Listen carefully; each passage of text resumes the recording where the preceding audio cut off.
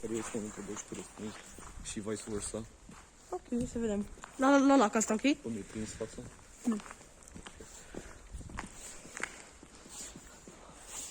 Da, deci partea a doua din explorăm o fabrică de tractoare abandonată. Este tot lamă.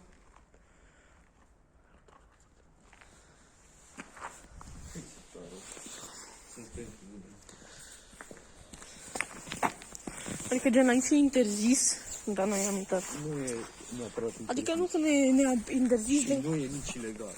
Da. Din câte știu, n-am văzut niciun semn care să zică că nu putem intra și chestii de gen. Și oricum nu facem nimica, noi facem content și poze, filmări. Nu suntem uite să furăm, sau să vandalizăm.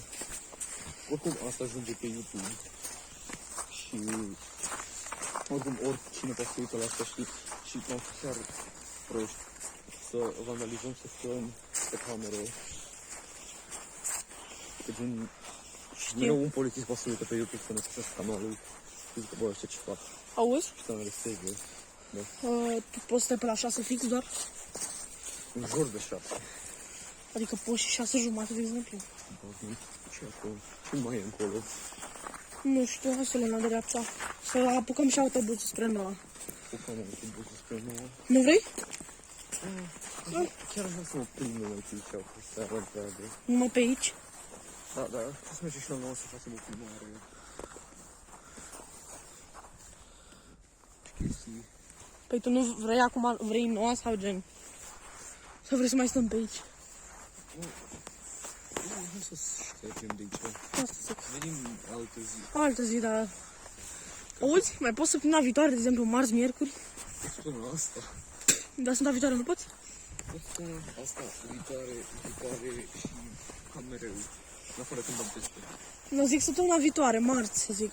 Miercuri. Da, și săptămâna asta mai Plec la bara mâine. Altfel, da. Da.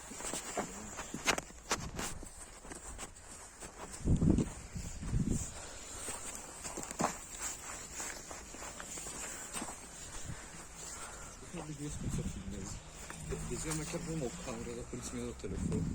Nu. Da, adică e ok. Mă că... Cameră excelentă. Înăuntru acolo, e foarte scary. E o hală imensă. Adică, gen, cum să vă arăt? Da, o să vedeți în partea 1 dacă vreți. Puteți să derulați un pic dacă chiar nu aveți răbdare jumătate de oră să vedeți tot. Pe video am arătat cam tot, s-a putut vedea. Am fost și la etaj. La ultimul etaj, gen acolo podeaua nu era stabilă și era. Ei vorbim mai sus de acolo fiști. La un și era sub noi, la cum de turn. Nu scota, nu știu ca să-i spus.